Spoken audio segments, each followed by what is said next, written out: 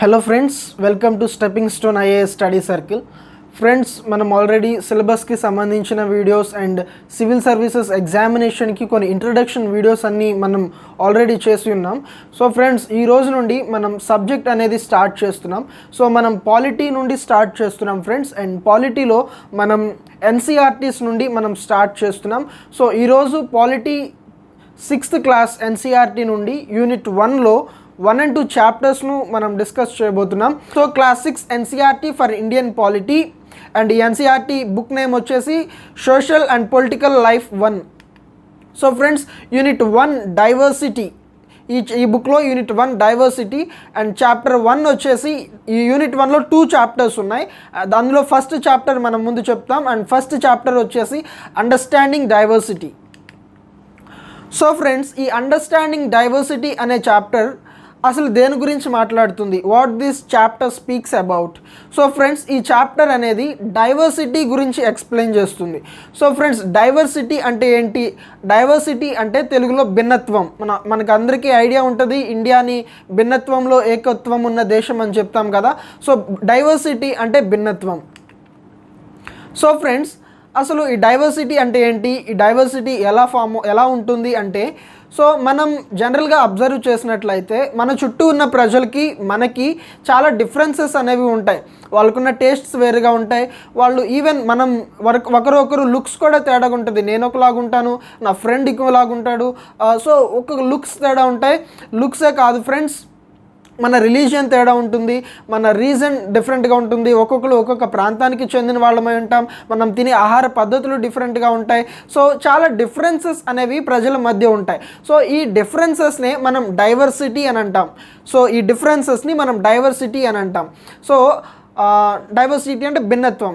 So friends, introduction, ఈ చాప్టర్కి introduction వచ్చేసి మనం ఆల్రెడీ తెలుసుకున్నాం కదా. డైవర్సిటీ అంటే మన ప్రజల మధ్య, మన చుట్టూ ఉన్న వాళ్ళ మధ్య సొసైటీలో ఉన్న డిఫరెన్సెస్ని మనం డైవర్సిటీ అంటాం. సో ఈ డిఫరెంట్ పీపుల్ అందరూ కలిసి ఇండియాని ఒక డైవర్స్ నేషన్గా చేశారు. సో ఫ్రెండ్స్, ఇండియాలో అనేక రకమైన జాతి వాళ్ళు ఉంటారు, అనేక రకమైన భాషలు మాట్లాడే వాళ్ళు ఉంటారు, వేరు ప్రాంతాలకు చెందిన వాళ్ళు ఉంటారు, అండ్ వేరు అపీరియన్స్లా ఒకలా ఉంటారు. నార్త్ ఇండియా వాళ్ళు ఒకలా కనబడతారు, సౌత్ ఇండియా వాళ్ళు ఒకలా కనబడతారు. సో చాలా భిన్నత్వాలు అనేవి ఇండియాలో ఉన్నాయి. సో మన మధ్య ఉన్న భిన్నత్వాలు మనందరం కలిసి, డిఫరెంట్ పీపుల్ కలిసి మనం ఇండియాని ఒక భిన్నత్వం, ఒక డైవర్సిటీ ఉన్న నేషన్గా మనం చేసాం. ఆ తర్వాత ఫ్రెండ్స్, ఈ చాప్టర్ 4 క్వశ్చన్స్ అనేది పోస్ట్ చేస్తుంది. ఈ 4 క్వశ్చన్స్ని ఈ చాప్టర్లో మనం తెలుసుకుంటాం. సో అందులో ఫస్ట్ క్వశ్చన్ వచ్చేసి, what does diversity add to our lives? So diversity అనేది మన జీవితంలో ఏం యాడ్ చేస్తుంది, మన జీవితంలో అది ఏమిస్తుంది డైవర్సిటీ అనేది. And next, how did India become like this? And India అనే దేశం, మన దేశం ఇంత డైవర్సిటీ ఉన్న దేశంగా ఎలా అయ్యింది? And are all kinds of differences a part of diversity? So ప్రజల మధ్య డిఫరెన్సెస్ ఉన్నాయి అనుకున్నాం కదా, తేడాలు ఉన్నాయి అనుకున్నాం కదా. ఈ తేడాలు అన్నిటినీ మనం డైవర్సిటీ అనే అంటామా? And can diversity be a part of unity? So ఏకత్వంలో భిన్నత్వం ఒక భాగంగా ఉండగలదా? సో ఈ 4 క్వశ్చన్స్కి ఆన్సర్స్ మనకి ఈ చాప్టర్లో తెలుస్తాయి. సో ఫ్రెండ్స్, మనం చాప్టర్ని బిగిన్ చేద్దాం. ఫస్ట్ది వచ్చేసి సిమిలారిటీ అండ్ డైవర్సిటీ. ఈ టైటిల్ అయితే మీకు ఎన్సీఆర్టీలో కనబడదు, బట్ కంటెంట్ని బట్టి ఈ టైటిల్ పెట్టడం జరిగింది, similarity and diversity. So friends, ప్రజల మధ్య అనేక భిన్నత్వాలు ఉంటాయి. ఒక్కొక్కరు ఒక్కొక్క భాషను చెందిన వాళ్ళు ఉంటారు, ఒక్కొక్కరు ఒక్కొక్క కల్చర్కి చెందిన వాళ్ళు ఉంటారు, ఒక్కొక్కరు ఒక్కొక్క రిలీజియన్కి చెందిన వాళ్ళు ఉంటారు, ఒక్కొక్కరు ఒక్కొక్క ప్రాంతానికి చెందిన వాళ్ళు ఉంటారు, ఒక్కొక్కరికి ఒక్కొక్క ఫుడ్ హ్యాబిట్స్ ఉంటాయి. ఇలా చాలా డిఫరెన్సెస్ అనేవి ప్రజల మధ్య ఉంటాయి. కానీ ఫ్రెండ్స్, మనం క్లియర్గా అబ్జర్వ్ చేసినట్లయితే మనం అనేకమైన విషయాలలో ఒకేలా ఉంటాం. సిమిలారిటీస్ అనేది ఉంటుంది. ఫర్ ఎగ్జాంపుల్, మన స్టేట్లో మనం తీసుకున్నట్లయితే మనం అందరం తెలుగు వాళ్ళమే. ఆంధ్రప్రదేశ్, తెలంగాణలో ఉన్న వాళ్ళందరం తెలుగు వాళ్ళమే. కానీ మన స్లాంగ్ కృష్ణా జిల్లాలో ఉన్న స్లాంగ్ ఒకలా ఉంటుంది, కృష్ణా జిల్లాలో మాట్లాడే తెలుగు యాస ఒకలా ఉంటుంది, ఈస్ట్ గోదావరి జిల్లాలో మాట్లాడే యాస ఒకలా ఉంటుంది, అండ్ తెలంగాణలో మాట్లాడే తెలుగు యాస ఒకలా ఉంటుంది. భాష ఒకటే, కానీ స్లాంగ్ అనేది మారుతూ ఉంది. సో ఫ్రెండ్స్, ఒక సైడ్ సిమిలారిటీ ఉంది, మనం అందరం మాట్లాడేది ఒకే భాష, సిమిలారిటీ ఉంది. కానీ ఇంకొక సైడ్ డైవర్సిటీ కూడా ఉంది. సో ఫ్రెండ్స్, డైవర్సిటీ ఉన్న చోట సిమిలారిటీ లేదు అనడానికి లేదు. డైవర్సిటీ ఉండి డిఫరెన్సెస్ ఉన్నా సరే మనందరికీ సిమిలారిటీస్ అనేవి ఉంటాయి. ఆ తర్వాత ఫ్రెండ్స్, ఎన్సీఆర్టీలో ఒక ఇద్దరి మధ్య జరిగిన స్టోరీ ఒకటి చెప్పబడింది, ఒక ఇద్దరి బాయ్స్ మధ్య జరిగిన స్టోరీ. అండ్ ఆ స్టోరీని వెరీ బ్యూటిఫుల్గా ఎన్సీఆర్టీ డిస్క్రైబ్ చేయడం జరిగింది. ఈ స్టోరీ ద్వారా అసలు డైవర్సిటీ అంటే ఏంటి అని మనకి ఎక్స్ప్లెయిన్ చేయడం జరిగింది. సో ఒక ఫ్యూ మినిట్స్ ఆ స్టోరీ గురించి మనం నేర్చుకుందాం. అది స్టోరీ కాబట్టి నేను కూడా ఒక స్టోరీ లాగానే దాన్ని చెప్తాను. సో సమీర్ అనే ఒక వ్యక్తి ఉన్నాడు. ఇతను బాగా డబ్బున్న వ్యక్తి. ఇతను సైకిల్ తొక్కుంటూ రోజు తన స్కూల్కి లేదా రోజు ఒకే మార్గంలో వెళ్తూ ఉంటాడు. సో ఇతను రోజు ఆ మార్గంలో వెళ్తూ ఉండగా మధ్యలో ఒక జంక్షన్ ఉండేది. ఆ జంక్షన్లో ఒక చిన్న బాబు ఉండేవాడు. ఆ బాబు న్యూస్ పేపర్స్ అమ్ముకునేవాడు రోజు. సో ఇతను రోజు ఆ జంక్షన్ దాటుతూ ఉంటే ఆ బాబు న్యూస్ పేపర్ పట్టుకుని ఆ న్యూస్ పేపర్ హెడ్లైన్స్ ఇంగ్లీష్ని హిందీలో కలుపుతూ న్యూస్ పేపర్స్ హెడ్లైన్స్ చదువుతూ కొనమని అడిగేవాడు. సో ఒకరోజు ఈ సమీర్ ఏం చేశాడంటే ఆ జంక్షన్ దగ్గర ఆగి, సిగ్నల్ పడినప్పుడు జంక్షన్ దగ్గర ఆగి ఆ చిన్న బాబు వచ్చాడు ఇతని దగ్గరికి.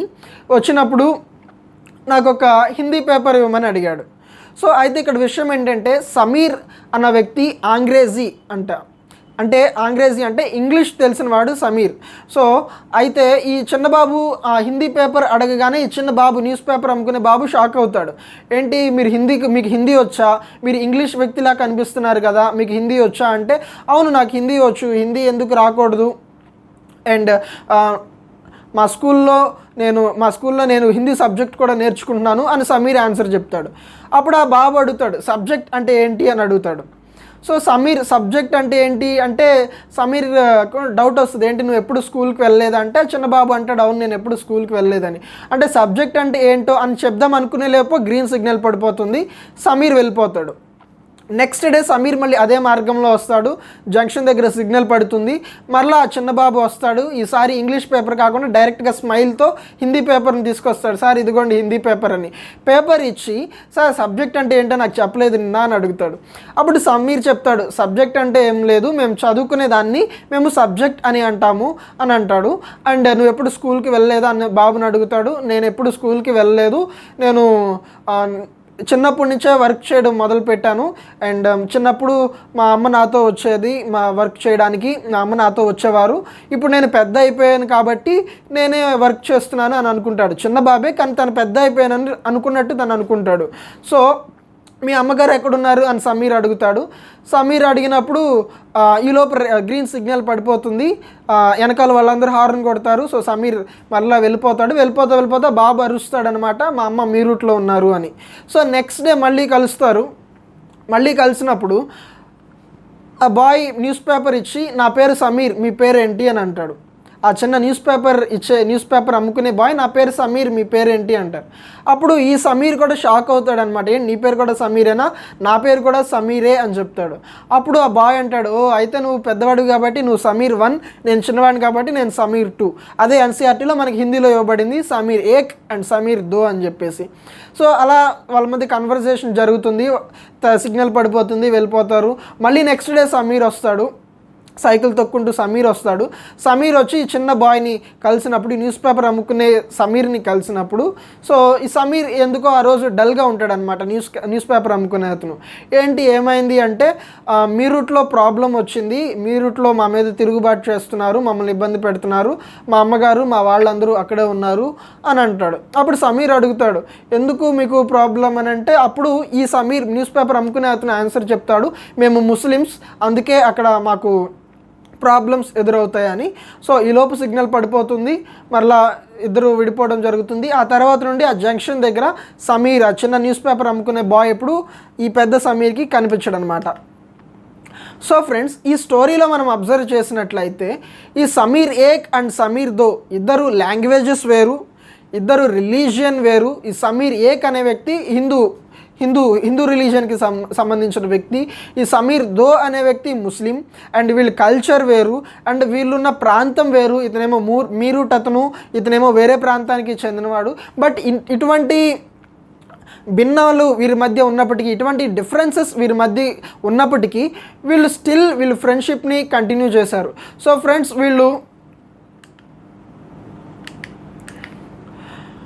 వీళ్ళ ఫ్రెండ్షిప్కి ఈ డిఫరెన్సెస్ అనేవి అడ్డు రాలేదన్నమాట.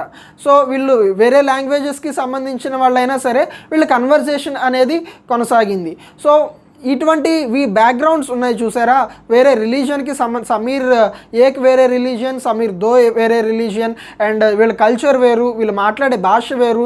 సమీర్ ఏకేమో ఇంగ్లీష్ పర్సన్, సమీర్ దో ఏమో హిందీ పర్సన్. సో ఈ బ్యాక్గ్రౌండ్స్ అన్నీ ఉన్నాయి చూసారా, వీటినే డైవర్సిటీ అంటాం. ఈ ఆస్పెక్ట్స్ అన్నీ కూడా, ఈ బ్యాక్గ్రౌండ్ అన్నీ కూడా డైవర్సిటీకి సంబంధించిన ఆస్పెక్ట్స్ ఇవన్నీ. సో ఫ్రెండ్స్, ఈ ఎగ్జాంపుల్తో మనకు డైవర్సిటీ అంటే ఏంటో తెలిసింది. ఒక వ్యక్తికి ఇంకొక వ్యక్తికి మధ్య ఉన్న డిఫరెన్సెస్ని మనం డైవర్సిటీ అంటాం. సో ఫ్రెండ్స్, అన్ని డిఫరెన్సెస్ని డైవర్సిటీ అనే అంటామా? సో వీళ్ళకున్న లాంగ్వేజ్ వేరు. ఈ ఎగ్జాంపుల్లో ఇద్దరు సమీర్లకు ఉన్న లాంగ్వేజ్ వేరు, ఇద్దరు సమీర్ రిలీజన్ వేరు, ఇద్దరు సమీర్ ప్రాంతత్వం వేరు, ఇద్దరు సమీర్ ఫుడ్ హ్యాబిట్స్ వేరు, ఇద్దరు సమీర్ల కల్చర్ వేరు. సో ఇవన్నీ కూడా మనం డైవర్సిటీకి సంబంధించినవి, ఇవన్నీ డైవర్సిటీ ఆస్పెక్ట్స్ అని చెప్పాం. అయితే వీళ్ళ మధ్య ఇంకో డిఫరెన్స్ కూడా ఉంది ఫ్రెండ్స్. ఆ ఇంకో డిఫరెన్స్ ఏంటి అంటే, సమీర్ ఏకేమో డబ్బున్న వ్యక్తి, రోజు స్కూల్కి వెళ్తున్నాడు, తనకు సైకిల్ ఉంది. సమీర్ దో ఏమో పేదవాడు, ఇతను న్యూస్ పేపర్స్ అమ్ముకున్నాడు, ఇతను ఎప్పుడు కూడా స్కూల్కి వెళ్ళలేదు. సో ఇది కూడా డిఫరెన్సే కదా. మరి ఈ డిఫరెన్స్ని కూడా మనం డైవర్సిటీ అని అంటామా? ఈ డిఫరెన్స్ని కూడా మనం భిన్నత్వం అని అంటామా అంటే కాదు ఫ్రెండ్స్, దీన్ని మనం భిన్నత్వం అని అనము. ఎందుకంటే ఇది మామూలు డిఫరెన్స్ కాదు. ఈ డిఫరెన్స్ అనేది ఎందుకు వచ్చిందంటే, ల్యాక్ ఆఫ్ ఆపర్చునిటీస్ వల్ల. సమీర్ దోకి, ఆ న్యూస్ పేపర్ అమ్ముకునే వ్యక్తికి స్కూల్కి వెళ్ళే అవకాశం లేదు, అతనికి డబ్బులు లేవు. సమీర్ ఏక్ లాగా అతను ఇంగ్లీష్ స్కూల్కి వెళ్ళే అవకాశం లేదు. సమీర్ ఏక్ లాగా అతనికి సైకిల్ లేదు. సమీర్ ఏక్ లాగా అతనికి సరైన ఆహారం లేదు. సమీర్ ఏక్ లాగా అతనికి డ్రెస్సింగ్ వేసుకోవడానికి సరైన బట్టలు లేవు, సరైన షెల్టర్ లేదు. సో ఇది ఏంటి అంటే ల్యాక్ ఆఫ్ ఆపర్చునిటీస్ లేదా ల్యాక్ ఆఫ్ రిసోర్సెస్. ఈ ఆపర్చునిటీస్ అన్నీ లేకపోవడం వల్ల ఈ ఇన్ఈక్వాలిటీ అనేది కలిగింది. సో ఫ్రెండ్స్, ఈ డిఫరెన్స్ని మనం ఇన్ఈక్వాలిటీ అంటాం, అసమాన్యత అంటాం కదా. సో ఈ డిఫరెన్స్ ఇన్ఈక్వాలిటీ అంటాం. సో కొన్ని డిఫరెన్సెస్ని మాత్రం మనం డైవర్సిటీ అని అన్నాం. కొన్ని డిఫరెన్సెస్, కొన్ని రిసోర్సెస్ అందుబాటులో లేకపోవడం వల్ల, కొన్ని వెనుకబాటుతనం వల్ల వచ్చిన డిఫరెన్స్ని మాత్రం మనం ఇన్ఈక్వాలిటీ అని అంటాం. సో ఫ్రెండ్స్, అన్ని డిఫరెన్సెస్ డైవర్సిటీ కాదు. కొన్ని డిఫరెన్సెస్ డైవర్సిటీ అంటే ఎలాంటి డిఫరెన్సెస్ అనేవి మనం తెలుసుకున్నాం. Language, religion, culture, food habits, మాట్లాడే విధానం, అండ్ ఇవన్నీ కూడా డైవర్సిటీకి సంబంధించినవి.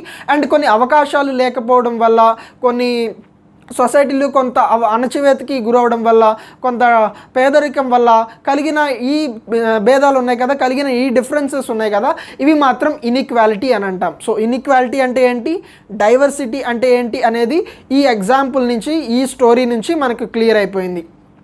And friends, what does diversity add to our lives? Diversity అనేది మన జీవితాలకు ఏమేమి ఇస్తుంది, మన జీవితంలో డైవర్సిటీ ఎలా ఉపయోగపడుతుంది? సో ఫ్రెండ్స్, మీకు ఒక ఎగ్జాంపుల్ చెప్తాను. మనకు ఒక ఫ్రెండ్ ఉన్నాడు అనుకోండి, లేదా నేను క్రిస్టియన్ అనుకోండి, నాకు ఒక ముస్లిం ఫ్రెండ్ ఉన్నాడు అనుకోండి, నాకు ఒక హిందూ ఫ్రెండ్ ఉన్నాడు అనుకోండి.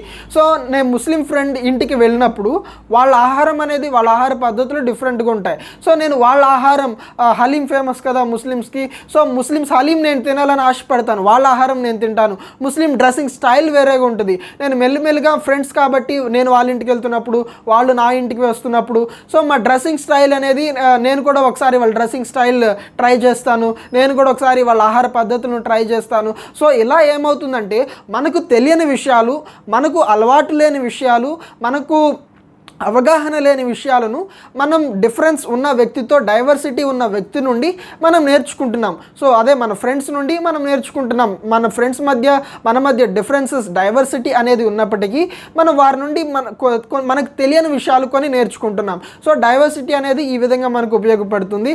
అండ్ అదేవిధంగా మనలో చాలామందికి స్టోరీస్ చదవడం చాలా ఇష్టం. కొంతమందికి హర్రర్ స్టోరీస్ అంటే ఇష్టం, కొంతమందికి ఏమో అడ్వెంచరస్ స్టోరీస్ అంటే ఇష్టం, కొంతమందికి ఏమో లవ్ స్టోరీస్ అంటే ఇష్టం, కొంతమందికి ఏమో ఎఫెక్షనేట్ స్టోరీస్ అంటే ఇష్టం. సో ఇలా రకరకాల స్టోరీస్ అనేవి మనకి ఇష్టం కదా. సో ఈ స్టోరీస్ అనేవి ఎలా వచ్చినాయి? ఫర్ ఎగ్జాంపుల్, ఒక అడ్వెంచరస్ స్టోరీ ఎలా వచ్చింది? ఒక అడ్వెంచర్ చేసిన వ్యక్తి, ఒక వ్యక్తి వెళ్ళి అనుకోకుండా ఒకరోజు ఏదైనా ఒక అడవిలో జీవించాల్సి వచ్చిందనుకోండి. ఆ అడవిలో జీవించినప్పుడు అతను నేను సింహంతో ఫైట్ చేశాను, ఇలా నాకు కొన్ని జంతువులు నాకు ఫ్రెండ్స్గా ఉండేవి. సో ఇలా అతను ఒక అడ్వెంచర్ స్టోరీ రాశాడు అనుకోండి. అండ్ ఇంకొక అతను వచ్చేసి ఏదన్నా ఒక హర్రర్ స్టోరీ రాశాడు అనుకోండి. తన జీవితంలో నేను ఒక దెయ్యాన్ని చూశాను అని చెప్పి ఫర్ ఎగ్జాంపుల్ ఒక హర్రర్ స్టోరీని రాశాడు. ఇంకొకరు ఇంకొక విధంగా స్టోరీ రాస్తారు. సో అసలు ఇన్ని రకాల స్టోరీస్ ఎలా వచ్చినాయి అంటే, ఒకళ్ళు ఒక ప్రాంతానికి చెందిన వాళ్ళు, ఒకళ్ళు ఇంకో ప్రాంతానికి చెందిన వాళ్ళు, ఒకళ్ళేమో అడవిలో జీవించే వాళ్ళు అడ్వెంచరస్ స్టోరీస్ రాశారు, ఒకళ్ళేమో ఏదైనా సిటీలో జీవించే వాళ్ళు సిటీకి సంబంధించిన స్టోరీస్. సో ఈ స్టోరీస్ అనేవి ఎలా వచ్చినాయి, అసలు నాకు అడ్వెంచర్ అంటే ఇష్టం, నాకు హర్రర్ అంటే ఇష్టం. సో ఇలా ఇంట్రెస్ట్స్ అనేవి ఎలా కలిగినాయి అంటే డైవర్సిటీ ఉండడం వల్లే. ఒకరికి ఒక ప్రాంతానికి ఇంకొక ప్రాంతానికి ఈ డైవర్సిటీ, ఈ డిఫరెన్సెస్, ఈ భిన్నత్వం ఉండడం వల్లే మనకు ఇలాంటి ఇంట్రెస్ట్స్ అనేవి డెవలప్ అయినాయి, వేరువేరు టేస్ట్స్ అనేవి డెవలప్ అయినాయి, వేరువేరు విధాల టెక్నాలజీ డెవలప్ అయింది. సో ఫర్ ఎగ్జాంపుల్ అమెరికాకి వెళ్ళామనుకోండి. అమెరికాలో వాళ్ళు ఫీల్డ్స్ అనేవి 100 ఎకరాలు ఉంటాయి. సో వాళ్ళు ఏం చేస్తారంటే హెలికాప్టర్తోనే సీడ్స్ అనేవి నాటుతూ ఉంటారు. మనలాగా హ్యాండ్తో కాకుండా వాళ్ళు హెలికాప్టర్స్ని హై మెషినరీని వాడుతూ ఉంటారు. సో ఫర్ ఎగ్జాంపుల్ అమెరికా నుండి ఎవరన్నా ఇండియాకి వచ్చి ఫార్మింగ్ చేస్తున్నారు అనుకోండి ఫర్ ఎగ్జాంపుల్. సో అతనికి హెవీ మిషనరీ అలవాటు కాబట్టి అతనితో పాటు అతను ఆ మిషనరీని తెచ్చుకున్నాడు అనుకోండి. సో స్లోగా ఆ మిషనరీ మనం కూడా నేర్చుకుంటాం, ఆ మిషనరీని మనం కూడా వాడటం మొదలు పెడతాం. సో ఇలా ఏంటంటే మనకు తెలియని విషయాలు మనం తెలుసుకుంటాం, మనకు ఈ ఇంట్రెస్ట్స్ అనేవి, రకరకాల టేస్ట్స్ అనేవి, సో ఇవన్నీ మనకు అలవాటు అవడానికి, ఇవన్నీ సొసైటీలో రావడానికి కారణం భిన్నత్వాలు, ఈ డైవర్సిటీస్ ఉండడం వల్లే. సో ఆ తర్వాత friends, diversity in India. So అసలు ఇండియాలో డైవర్సిటీ అనేది ఎలా వచ్చింది? So India is land of great diversity అని చెప్పాం కదా. అనేక రకమైన భిన్నత్వాలు ఇండియాలో ఉన్నాయి, కొన్ని వేల రకమైన భిన్నత్వాలు, భాషల్లో కొన్ని వేల రకమైన భాషలు, కల్చర్లో కొన్ని వేల రకాల కల్చర్స్. సో ఇలా భిన్నత్వాలు ఇండియాకి ఎలా వచ్చినాయి అనేసి మనం నేర్చుకుందాం. సో ఫ్రెండ్స్, ఇండియాలో అనేక రకాల భాషలు మాట్లాడతారు, మనందరికీ తెలిసిన విషయమే. రీసెంట్గా సెన్సస్ ప్రకారం 19,500+ మదర్ టంగ్స్ ఇండియాలో ఉన్నాయని సెన్సస్ చెప్తుంది. సో అనేక రకమైన భాషలు మాట్లాడతాం, అనేక రకమైన ఫుడ్ హ్యాబిట్స్ ఉంటాయి. నార్త్ ఇండియాలో ఒక ఫుడ్ హ్యాబిట్ ఉంటుంది, సౌత్ ఇండియాలో ఒక ఫుడ్ హ్యాబిట్ ఉంటుంది. మన పక్క స్టేట్కి మనకి కంపేర్ చేసుకుంటే మన ఆహార పద్ధతులు డిఫరెంట్గా ఉంటాయి, మళ్ళీ ఫెస్టివల్స్ డిఫరెంట్గా ఉంటాయి. వేరు రిలీజియన్స్ ఉంటారు.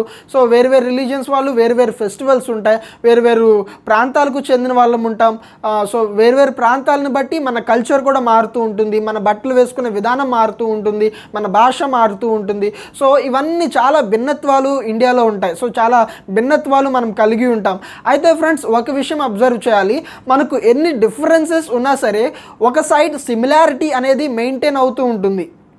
సో ఫ్రెండ్స్, అర్థమైంది కదా, మనకి ఎన్ని తేడాలు, ఎన్ని భిన్నత్వాలు ఇండియన్స్ మధ్య ఉన్నా సరే ఒక మధ్య ఏదో ఒక సిమిలారిటీ, చాలా విషయాల్లో మనం సిమిలారిటీస్ అనేవి ఉంటాయి. చాలా విషయాల్లో మనం ఒకే రకంగా రెస్పాండ్ అవుతాం, చాలా విషయాల్లో ఒకే రకమైన పని చేస్తాం. సో మనం ఆంధ్రాలో ఎగ్జాంపుల్ తీసుకున్నాం కదా, అందరం తెలుగు వాళ్ళమే, కానీ వేరు స్లాంగ్స్ ఉంటాయి, వేరు యాస ఉంటుంది తెలుగులో కూడా. సో ఒక సిమిలారిటీ అనేది ఉంటుంది, సైమల్టేనియస్గా కొన్ని విషయాల్లో భిన్నత్వాలు కూడా, డైవర్సిటీ అనేది కూడా ఉంటుంది. సో ఫ్రెండ్స్, మనం డైవర్సిటీని ఎలా ఎక్స్ప్లెయిన్ చేస్తాం అంటే, అసలు డైవర్సిటీ అనేది సొసైటీలో ఎలా మొదలైంది? సో ఫ్రెండ్స్, మనం ఓల్డ్ ఏజ్లో కనుక వెళ్ళినట్లయితే పూర్వపు కాలంలో ఈ ట్రాన్స్పోర్ట్ సిస్టమ్ అనేది లేదు, బస్సెస్, కార్స్, ట్రైన్స్ ఇవన్నీ లేవు. అప్పుడు వారు ఏం చేశారంటే, ఒక ప్రాంతం నుండి ఇంకొక ప్రాంతానికి వెళ్ళాలంటే కాలినడకన వెళ్ళిపోయేవాళ్ళు, లేదంటే గుర్రాల మీద కానీ వంటల మీద కానీ. సో ఇలా వాళ్ళు ట్రావెల్ చేసేవాళ్ళు అనమాట. సో నా ప్రాంతం, నేను ఫర్ ఎగ్జాంపుల్ నేనున్న ప్రాంతంలో ఏదైనా కరువు వచ్చిందనుకోండి, ఏదైనా వరద వచ్చిందనుకోండి, నేనేం చేస్తానంటే వెళ్ళి వేరే ప్రాంతంలోకి వెళ్ళడానికి ట్రై చేస్తాను. సో నేను వేరే ప్రాంతానికి వెళ్ళినప్పుడు పూర్వపు కాలంలో అలా ఫ్లడ్స్ వల్ల కానీ, లేదా ఫెమైన్స్ వల్ల కానీ, లేదా డ్రాట్స్ వల్ల కానీ, లేదా యుద్ధాలు జరిగినప్పుడు కానీ ప్రజలు ఏం చేసేవాళ్ళంటే ఈ ప్రాంతం నుండి కొంచెం బాగా ఆహారం దొరికే ప్రాంతానికి వాళ్ళు షిఫ్ట్ అవడం అనేది జరిగేది. సో ఈ ప్రాంతం నుండి అక్కడికి వెళ్ళినప్పుడు వాళ్ళు అక్కడి నుంచి మరలా తిరిగి రావాలంటే జర్నీ చాలా టైం పట్టేది. వాళ్ళు కాలినడకన లేదా ఏదైనా జంతువుల మీద వెళ్ళాల్సి వచ్చేది కాబట్టి ఈ ట్రావెల్ టైం అనేది చాలా టైం పట్టేది. సో వాళ్ళు ఏం చేసేవాళ్ళంటే ఎక్కువ కాలం అక్కడ ఉండిపోవడం జరిగేది. సో ఈ ప్రాంతంలో ఒక రకమైన కల్చర్ ఉంటుంది. ఈ ప్రాంతం నుండి వెళ్ళి ఇంకొక ప్రాంతంలో ఎక్కువ కాలం వారు నివసించినప్పుడు ఈ కల్చర్ అనేది మెల్లిగా చుట్టుపక్కల ఉన్న వాళ్ళకి అలవాటు అవుతుంది. అండ్ ఆ చుట్టుపక్కల ఉన్న కల్చర్ వీళ్ళకి కూడా అలవాటు అవుతుంది. సో వీళ్ళు ఏం చేస్తారంటే వీళ్ళు అక్కడ సెటిల్ అయిపోయి ఏదైనా కొత్త ఇల్లు కట్టుకుని సో అక్కడే సెటిల్ అయిపోవడం ప్రారంభించారనుకోండి, వీళ్ళు చుట్టూ ఉన్న పరిస్థితులకు వీళ్ళు మెల్లిగా అలవాటు పడతారు. సో ఫర్ ఎగ్జాంపుల్ ఆంధ్ర నుండి ఒకళ్ళు వెళ్ళి నార్త్ ఇండియాలో సెటిల్ అయ్యామనుకోండి, నార్త్ ఇండియాలో సెటిల్ అయినప్పుడు మనకి అక్కడ నార్త్ ఇండియాలో రోటీస్ ఎక్కువ తింటారు. సో మెల్లిగా మనం అక్కడ రైస్ ఎక్కువ మనకు దొరికినట్టు అక్కడ రైస్ దొరకదు కదా, సో మెల్లిగా మనం కూడా రోటీస్ తినడం అలవాటు చేసుకుంటాం. కానీ రైస్ని విడిచిపెడతామా? రైస్ని విడిచిపెట్టం, అప్పుడప్పుడు రైస్ని తింటూ ఉంటాం. సో అక్కడ కొత్త కల్చర్ అనేది ఫామ్ అయింది. ఇంతకుముందు నార్త్ ఇండియాలో రోటీ మాత్రమే తినేవాళ్ళు, ఆంధ్రాలో రైస్ మాత్రమే తినేవాళ్ళు. ఇప్పుడు మనం వెళ్ళి నార్త్ ఇండియాలో సెటిల్ అయినప్పుడు మనం ఏం చేస్తున్నామంటే రోటీ అండ్ రైస్ రెండు కలిపి తింటున్నాం. సో ఇక్కడ థర్డ్ కల్చర్ అనేది ఫామ్ అయింది, ఒక కొత్త కల్చర్ ఫామ్ అయింది. ఈ రెండు కల్చర్లు కలిపి ఒక కొత్త కల్చర్ ఫామ్ అయింది. సో ఈ విధంగా ఫ్రెండ్స్ అనేక రకమైన కల్చర్స్ గ్రాడ్యువల్గా పూర్వకాలం నుండి అనేక రకమైన కల్చర్ సొసైటీలో డెవలప్ అవ్వడం జరిగింది. సో ఫ్రెండ్స్ ఇది ప్రాంతీయ డైవర్సిటీ, ప్రాంతీయ భిన్నత్వాలు. ఇవి ఒక ప్రాంతం నుంచి ఇంకో ప్రాంతంకి వెళ్ళినప్పుడు ప్రాంతీయ భిన్నత్వాలు కలుగుతాయి. ఒక ప్రాంతం నుంచి ఇంకో ప్రాంతంకి వెళ్ళినప్పుడు వీళ్ళ కల్చర్ అనేది మిక్స్ అయిపోయి కొత్త కల్చర్ ఫామ్ అవడం. సో ఇలా డైవర్సిటీస్ డెవలప్ అయ్యాయి. అయితే ఇంకొక రకమైన డైవర్సిటీ కూడా ఉంది ఫ్రెండ్స్, ఇదేంటంటే జాగ్రఫికల్ డైవర్సిటీస్. సో ఫ్రెండ్స్ దీనికి ఒక ఎగ్జాంపుల్ తీసుకోవాలంటే జాగ్రఫికల్ డైవర్సిటీస్లో ఒక సముద్రం పక్కన జీవించే వాళ్ళ జీవన విధానం వేరుగా ఉంటుంది, సిటీలో జీవించే వాళ్ళ జీవన విధానం వేరుగా ఉంటుంది డెఫినెట్గా. ఎందుకంటే వాళ్ళు సముద్రం పక్కన జీవించే వాళ్ళు దానికి తగ్గట్టుగా వాళ్ళు జీవించాలి. సముద్రం పక్కన కూరగాయలు ఎక్కువగా దొరకకపోవచ్చు, సో వాళ్ళు ఫిషింగ్ సముద్రం నుండి వచ్చే జీవుల మీద ఎక్కువ వాళ్ళు ఆహార పద్ధతి అనేది ఉంటుంది. సో సిటీలో వాళ్ళకి ఫిష్, ప్రాన్స్ ఇలాంటివి వాళ్ళకి దొరకవు. సముద్రంలో నుండి వచ్చే ప్రొడక్ట్స్ అనేవి సిటీలో ఎక్కువ దొరకవు. సో వాళ్ళు ఎక్కువ వెజిటేబుల్స్ అనేవి వాడతారు. సో ఇలా ప్రాంతాన్ని బట్టి కూడా, ఇలా జాగ్రఫికల్ లొకేషన్ని బట్టి కూడా ఈ డైవర్సిటీస్ అనేవి ఉంటాయి. సో ఈ జాగ్రఫికల్ లొకేషన్ బేస్ చేసుకుని డైవర్సిటీస్ ఎలా ఫామ్ అవుతాయి అనడానికి ఎన్సీఆర్టీలో ఒక ఎగ్జాంపుల్ ఇవ్వబడింది. అదేంటంటే కేరళ వర్సెస్ లదక్. కేరళ అనే స్టేట్ని లదక్ అనే ప్రాంతాన్ని కంపేర్ చేస్తూ ఈ జాగ్రఫికల్ డైవర్సిటీ ఎలా ఉంటుంది అనేసి ఎన్సీఆర్టీ ఎక్స్ప్లెయిన్ చేయడం జరిగింది. సో ఫ్రెండ్స్ కేరళ అనేది ఇండియాలో సౌత్ వెస్ట్ కార్నర్లో ఉంటుంది, మనకు తెలుసు కేరళ స్టేట్ ఎక్కడ ఉందో. అండ్ లదక్ వచ్చేసి జమ్మూ అండ్ కాశ్మీర్లో ఈస్టర్న్ పార్ట్లో ఉంటుంది, నార్త్ సైడ్. సో ఫ్రెండ్స్ ఒక పాయింట్ మీకు చెప్తున్నాను, లదక్ అనేది చాలామందికి కొత్త ప్లేస్ అయి ఉండొచ్చు, మనం కొంతమంది వినుండొచ్చు లదక్, కొంతమంది వినకపోయి ఉండొచ్చు.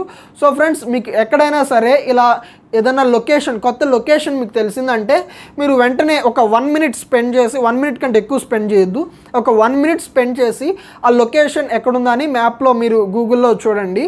సో ఇది మనకి బెనిఫిషియల్ అవుతుంది, నాలెడ్జ్ని మనం గ్రాడ్యువల్గా పెంచుకుంటూ వెళ్ళాలి. సో ఎప్పుడన్నా జాగ్రఫికల్ లొకేషన్స్ మనకు వచ్చినప్పుడు మ్యాప్లో లొకేట్ చేయడానికి ట్రై చేయండి. సో ఈ లదక్ అనేది జమ్మూ అండ్ కాశ్మీర్ ఈస్టర్న్ పార్ట్లో ఉంది.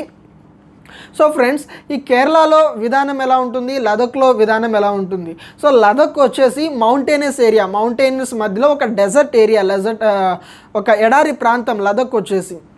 సో ఈ ఎడారి ప్రాంతంలో పంటలు పండవు కదా, సో అన్ని రకాల చెట్లు కూడా మొలవు, కొన్ని రకాల చెట్లే మొలుస్తాయి. ఆ కొన్ని రకాల చెట్ల మీద వీళ్ళు ఆధారపడాలి అక్కడ ఉన్న ప్రజలు. అండ్ అక్కడ షీపింగ్ అనేది ఎక్కువ ఉంటుంది, అంటే షీప్ని పెంచడం అనేది ఎక్కువ ఉంటుంది. సో ఫ్రెండ్స్ వాళ్ళు షీప్ని ఎక్కువ పెంచుతారు. ఆ షీప్ నుండి వచ్చే వూల్ చాలా వాల్యుబుల్ వూల్, దాన్ని పశ్చిమ వూల్ అంటాం, చాలా ఫేమస్ వూల్ అది లదక్ ప్లేస్కి. సో ఫ్రెండ్స్ ఆ పశ్చిమ వూల్ నుండి పశ్చిమ షాల్స్ చేస్తారు. సో వాళ్ళ జీవన విధానం ఆ విధంగా ఉంటుంది. ఎక్కువ వాళ్ళు షీప్ మీద ఆధారపడి ఉంటారు, షీప్ని పెంచడం, గొర్రెలను పెంచడంలో వారు ఆధారపడి ఉంటారు, ఆ వూల్ని అమ్మడంలో వారు ఆధారపడి ఉంటారు. అండ్ వాళ్ళ ఆహార పద్ధతులు వచ్చేసి వాళ్ళు మీట్ ఎక్కువ తింటారు, ఇంకా డైరీ ప్రోడక్ట్స్ ఎక్కువ తాగుతారు. సో వెజిటేబుల్స్ అనేవి మనతో కంపేర్ చేసుకుంటే అక్కడ తక్కువ ఉంటాయి. సో ఫ్రెండ్స్ ఆ విధంగా వాళ్ళ లైఫ్ స్టైల్ అనేది ఉంటుంది. అండ్ అది లదక్ ఎడారి ప్రాంతమైనంత మాత్రాన ట్రేడర్స్ ఎవరూ రాలేదని కాదు.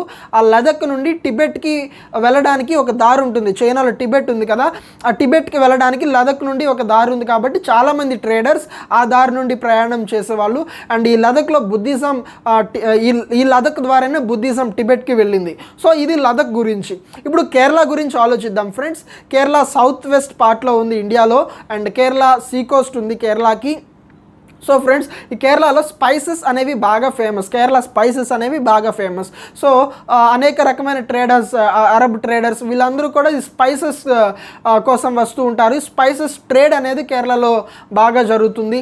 అండ్ వీళ్ళ ఆహార పద్ధతుల్లో వెజిటేబుల్స్ ఇలాంటివి ఎక్కువ ఉంటాయి. సో ఫ్రెండ్స్ ఇక్కడ షీప్ అనేది అక్కడ ఎక్కువ గ్రో చేస్తారు, ఇక్కడ పంటలు ఎక్కువ, స్పైసెస్ ఎక్కువ గ్రో చేస్తారు. సో ఫ్రెండ్స్ అక్కడికి ఇక్కడికి మీరు డిఫరెన్సెస్ అబ్జర్వ్ చేయండి.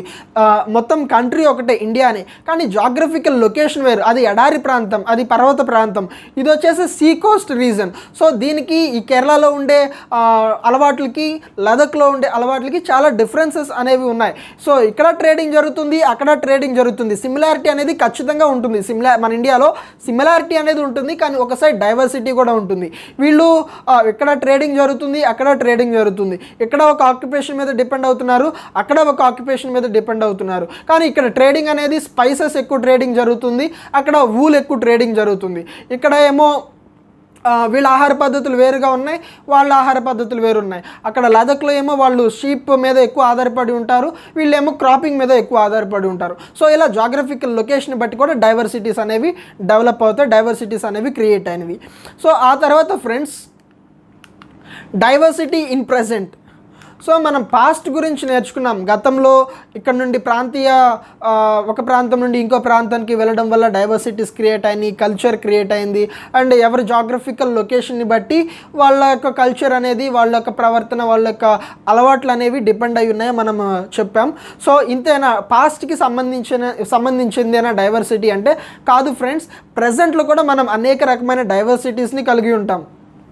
సో ఫర్ ఎగ్జాంపుల్ మన ఇంటి పక్కన ఎవరన్నా ఒక రాజస్థాన్ ఫ్యామిలీ వచ్చి సెటిల్ అయిందనుకోండి, వాళ్ళ పద్ధతులు మన పద్ధతులు వేరుగా ఉంటాయి. సో ప్రజెంట్లో కూడా డైవర్సిటీ అనేది ప్రస్తుతం కూడా మనం అనేక విషయాల్లో డైవర్సిటీని కలిగి ఉంటాం. ఇంకా డైవర్సిటీ అనేది డెవలప్ అవుతూనే ఉంటుంది. డైవర్సిటీ చాలా విషయాల్లో మనకు బెనిఫిషియల్గా ఉంటుంది. ఆ తర్వాత ఫ్రెండ్స్ యూనిటీ ఇన్ డైవర్సిటీ, భిన్నత్వంలో ఏకత్వం. ఈ టాపిక్ అనేది మనం చాలామంది విని ఉంటాం. ఈ టాపిక్ ఈ ఫ్రేజ్ అనేది మనం అందరం విని ఉంటాం. సో యూనిటీ ఇన్ డైవర్సిటీ అంటే ఏంటి? సో ఫ్రెండ్స్ ఇండియాలో అనేక రకమైన భిన్నత్వాలు ఉన్నాయి. ఈ అనేక రకమైన భిన్నత్వాలు ఉన్నప్పటికీ కూడా బ్రిటిష్ మనల్ని పరిపాలించే టైంలో ఫ్రీడమ్ స్ట్రగుల్లో అందరూ కలిసి ఒకే గోల్, బ్రిటిషర్స్ నుండి ఫ్రీడమ్ రావాలి అని ఒకే గోల్ మీద ఏకంగా యునైట్ అవడం వల్ల ఫ్రీడమ్ రావడం అనేది జరిగింది. సో ఫ్రెండ్స్ ఈ బ్రిటిషర్స్ కూడా ఇండియాలో చాలా డైవర్సిటీస్ ఉన్నాయని తెలుసు. సో ఈ బ్రిటిషర్స్ ఏం చేశారంటే వీళ్ళని ఈ భేదాలతో, అనేక భిన్నత్వాలు ఉన్నాయి కదా ప్రజల మధ్య, ఈ భిన్నత్వాలతో వీళ్ళని మనం వీళ్ళని విడగొట్టి వీళ్ళని పరిపాలిద్దాం అనేసి బ్రిటిష్ ప్లాన్ చేశారు. కానీ ఇండియా వాళ్ళకి ఛాన్స్ ఇవ్వలేదు, ఇండియన్ ప్రజలు వాళ్ళకి ఛాన్స్ ఇవ్వలేదు. ఇండియన్ ప్రజలు ప్రూవ్ చేశారు మా మధ్య ఎటువంటి డైవర్సిటీస్ ఉన్నా సరే మేమంతా ఒకటే, మేమంతా భారతీయులం అనేసి ఇండియన్ ప్రజలు ప్రూవ్ చేశారు ఫ్రెండ్స్. సో అనేక భిన్నత్వాలు ఉన్నా సరే మనలో ఉన్న యూనిటీ ఎప్పుడూ పోలేదు. సో ఒక సైడ్ సిమిలారిటీస్ ఉంటాయి, ఒక సైడ్ భిన్నత్వాలు ఉంటాయి. సో ఎటువంటి భిన్నత్వాలకి, ఎటువంటి ప్రాంతానికి చెందిన వాళ్ళమైనా, ఎటువంటి భాషకు చెందిన వాళ్ళమైనా మనం ఫ్రీడమ్ స్ట్రగుల్లో మనం ప్రూవ్ చేసాం ఇండియా ఈజ్ ఆల్వేస్ యునైటెడ్ అని చెప్పేసి. సో ఫ్రెండ్స్ ఈ యూనిటీ గురించి జవహర్లాల్ నెహ్రూ గారు ఒక మాట అన్నారు ఫ్రెండ్స్. ఈ యూనిటీ గురించి డిస్కవరింగ్ ఇండియా అని ఒక బుక్లో రాస్తూ, ఇండియన్ యూనిటీ అనేది ఎక్స్టర్నల్గా వచ్చేది కాదు, అది ఇండియన్స్కి ఇన్నర్ సైడ్ ఉంటుంది యూనిటీ అనేసి. సో ఫ్రెండ్స్ ఎక్స్టర్నల్ ఫ్యాక్టర్స్ వల్ల మన యూనిటీ అనేది, ఇండియన్స్ యొక్క ఏకత్వం అనేది డిపెండ్ అయ్యలేదు. ఏదో ప్రాంతీయ భేదం ఉంది, వాళ్ళు వేరే ప్రాంతం మేము వేరే ప్రాంతం అనేసి ఇలాంటి ఎక్స్టర్నల్ ఫ్యాక్టర్స్ వల్ల మన యూనిటీ ఎప్పుడు ఎఫెక్ట్ అవ్వలేదు. మనం ఎంత డైవర్సిటీస్, ఎటువంటి భిన్నత్వాలు ఉన్నా సరే ఇండియన్స్ అందరం ఎప్పుడు యునైటెడ్గా ఉండడం జరిగింది, యునైటెడ్గా ఉంటాం కూడా. అండ్ ఫ్రెండ్స్ ఇది యూనిటీ ఇన్ డైవర్సిటీ అంటే. అండ్ ఫ్రెండ్స్ దీంతో మనది ఫస్ట్ చాప్టర్ అనేది మనం ఫినిష్ చేసాం. Understanding diversity. సో ఫ్రెండ్స్, ఈ చాప్టర్ సమ్మరీ 1 minute మనం ఫస్ట్ డైవర్సిటీ అంటే ఏంటో నేర్చుకున్నాం, అండ్ డైవర్సిటీ ఎలా ఉంటుంది, అసలు డైవర్సిటీ ఎలా వచ్చింది అనేది మనం నేర్చుకున్నాం. ఆ తర్వాత ఫ్రెండ్స్, ఒక సైడ్ సిమిలారిటీస్ ఉంటాయి, ఒక సైడ్ డైవర్సిటీ అనేది ఉంటుంది. అండ్ ఆ తర్వాత మనం సమీర్ ఏక్ అండ్ సమీర్ దో ఎగ్జాంపుల్ ద్వారా డైవర్సిటీ ఎలా ఉంటుందని నేర్చుకున్నాం. ఆ తర్వాత ఇండియా ఇన్ఈక్వాలిటీకి డైవర్సిటీకి ఉన్న డిఫరెన్స్ ఏంటో తెలుసుకున్నాం. ఆ తర్వాత డైవర్సిటీ మన జీవితాల్లో ఎలా ఉపయోగపడుతుందని నేర్చుకున్నాం. అండ్ ఇండియాలో డైవర్సిటీ ఎలా ఉంది అని నేర్చుకున్నాం. ఆ తర్వాత అసలు డైవర్సిటీ ఎలా ఫామ్ అయింది సొసైటీలో నేర్చుకున్నాం. అండ్ ప్రస్తుతం కూడా డైవర్సిటీ అనేది ఉంటుంది, కంటిన్యూ అవుతుంది అని నేర్చుకున్నాం. అండ్ అదే కాకుండా చాలా ఇంపార్టెంట్గా భిన్నత్వంలో ఏకత్వం, యూనిటీ ఇన్ డైవర్సిటీ అనే టాపిక్ని మనం నేర్చుకున్నాం. దీంతో ఫస్ట్ చాప్టర్ అనేది ఫినిష్ చేయడం జరిగింది. సో ఫ్రెండ్స్, మనం సెకండ్ చాప్టర్కి వెళ్దాం. యూనిట్ 1లో చాప్టర్ 2. ఈ చాప్టర్ వచ్చేసి diversity and discrimination. So friends, ఈ చాప్టర్ పేరు diversity and discrimination. So diversity అంటే ఏంటో మనకు తెలుసు ఫ్రెండ్స్. డైవర్సిటీ అంటే ప్రజల మధ్య వేరువేరు అలవాట్లు, వేరువేరు భాష, వేరువేరు పద్ధతులు, ఇవన్నీ కూడా మనం డైవర్సిటీ అంటాం. కానీ ఫ్రెండ్స్, ఈ డైవర్సిటీ వల్ల కొన్నిసార్లు డిస్క్రిమినేషన్ అనేది వస్తుంది. డిస్క్రిమినేషన్ అంటే వివక్ష. సో డైవర్సిటీ వల్ల కొన్నిసార్లు డిస్క్రిమినేషన్ వస్తుంది. ఫర్ ఎగ్జాంపుల్, నేను మీకు ఒక ఎగ్జాంపుల్ చెప్తాను. మన ఈస్ట్ గోదావరిలో తెలుగు స్లాంగ్ అనేది కొంచెం డిఫరెంట్గా ఉంటుంది. చాలామందికి ఇష్టం ఆ స్లాంగ్, నాకు కూడా ఈస్ట్ గోదావరి స్లాంగ్ చాలా ఇష్టం. కానీ ఫ్రెండ్స్, కొంతమంది ఏం చేస్తారంటే ఆ ఈస్ట్ గోదావరి నుండి ఎవరన్నా వచ్చి సెటిల్ అయ్యారు అనుకోండి వేరే ప్రాంతంలో, వీళ్ళు ఎగతాళి చేస్తారు, మీ తెలుగు ఎలా ఉంది, వాళ్ళు తెలుగు మాట్లాడుతూ ఉంటే వీళ్ళు నవ్వుతూ ఉంటారనమాట. సో ఇలా కొంతమంది ఈ వివక్ష అనేది చూపిస్తారు, ఈ డిస్క్రిమినేషన్ అనేది చూపిస్తారు. డైవర్సిటీ ఉంది, తెలుగు ఒకటే, కానీ వాళ్ళ స్లాంగ్ వేరు, మన స్లాంగ్ వేరు. అందులో తప్పేం లేదండి. మన ప్రాంతానికి వేరే ఒక ప్రాంతానికి చెందిన వాళ్ళకి ఒక యాస ఉంటుంది, వేరే ఈస్ట్ గోదావరికి చెందిన వాళ్ళకి వాళ్ళ యాస ఉంటుంది. అందులో తప్పేం లేదు, డైవర్సిటీ ఉండడం మంచిదే. కానీ ఈ డైవర్సిటీని కొంతమంది ఏం చేస్తారంటే వివక్ష చూపిస్తారు, డిస్క్రిమినేషన్ చేస్తారు. సో ఈ డైవర్సిటీ వల్ల కొన్నిసార్లు డిస్క్రిమినేషన్ అనేది అరైజ్ అవుతుంది. సో ఫ్రెండ్స్, ఈ డైవర్సిటీ అండ్ ఈ డిస్క్రిమినేషన్, డైవర్సిటీ వల్ల వచ్చే డిస్క్రిమినేషన్ని మనం ఈ చాప్టర్లో నేర్చుకుంటాం. And friends, let's start this chapter and difference and prejudice. So friends, ఈ డైవర్సిటీ అనేది ఏంటి అండ్ ప్రెజుడిస్ అనేది ఏంటి అని మనం నేర్చుకుందాం. సో ఫ్రెండ్స్, ప్రజల మధ్య అనేక విధమైన భిన్నత్వాలు ఉంటాయి. ప్రాంతీయ భిన్నత్వం, భాషా భిన్నత్వం, ఆహార పద్ధతులు, కల్చర్, రిలీజియన్, ఇలాంటి భిన్నత్వాలు ఉంటాయి. And India is a land of great diversity. ఇండియాలో అనేక రకమైన భిన్నత్వాలు ఉన్నాయి. సో ఎన్సీఆర్టీలో ఇక్కడ కొటేషన్స్లో మీకు చూపించబడిన ఈ పారా అనేది ఇవ్వబడింది. ఈ పారా ఇండియా యొక్క డైవర్సిటీని డిస్క్రైబ్ చేస్తుంది ఫ్రెండ్స్. సో ఈ పారాని మనం చూద్దాం.